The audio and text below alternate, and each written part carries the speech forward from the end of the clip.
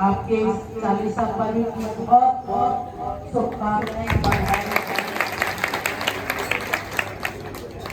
आपको यहाँ समय समय पर हर पर्व पर आप मुझे बुलाते हैं, सम्मान देते हैं, उसके लिए मैं आपको बहुत बहुत तहे दिल से धन्यवाद। आप सभी को पता है कल 15 अगस्त है। आप इस पर्व को भी मनाएंगे, साथ में 15 अगस्त की आजादी का जश्न भी मनाएंगे।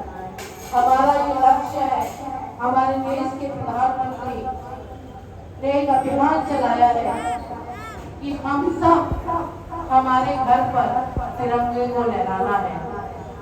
हमारे अंदर आजादी का वो एक जश्न होना चाहिए कि हर घर पर, ऊपर से जब हेलीकॉप्टर से प्रधानमंत्री जी निकले तो हर घर पर तिरंगा लहराता हुआ नजर आया।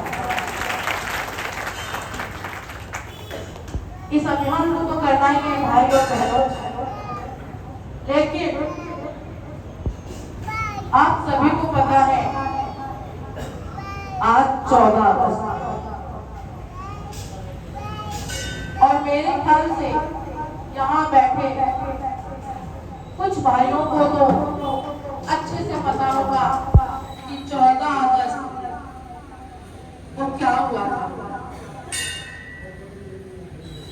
हमारे देश के प्रधानमंत्री ने 14 अगस्त का महत्व इतने अच्छे से समझा और 14 अगस्त को विभाजन विभीषिका दिवस के रूप में घोषित किया।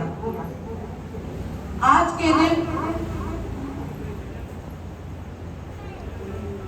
एक तरफ तो यह निर्णय हुआ था कि कल हमारा देश आजाद हो रहा है, दूसरी तरफ ये सुनने को मिला कि हमारे देश के टुकड़े हो रहे हैं। और आज का 14 अगस्त का दिन एक शोक दिवस के रूप में भी मनाया जाता है, क्योंकि आज के दिन बहुत से परिवार बेघर हो गए थे, बहुत सी बहन बेटियों की आबरू लूट गई थी, बहुत से लोग अपनी जान बचाने के लिए कोसों मील दूर तक पैदल चलकर अपने आप को बचाने का प्रयास किया। और उसमें से कुछ हमारे परिवार, आप सिंधी समाज, पुरुषार्थ समाज है, इनसे ज्यादा कोई नहीं जान सकता कि ये दर्द कैसा था। सब अपना परिवार छोड़कर तितर बितर होकर अपनी जान बचाकर वहां से पलायन कर चुके और भारत आके अपने आप को स्थापित किया।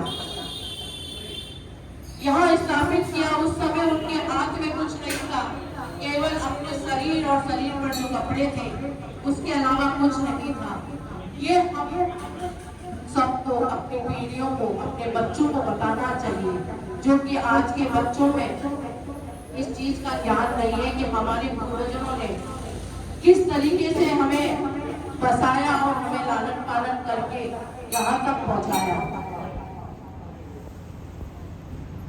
ये नारायण भैया बैठे हैं, इस बार उन्होंने जी चुरा लिया इस प्रोग्राम को करने से, वरना मुझे हर साल बुलाते हैं 14 अगस्त को विभाजन विभीषिका दिवस के रूप में मनाया जाता है।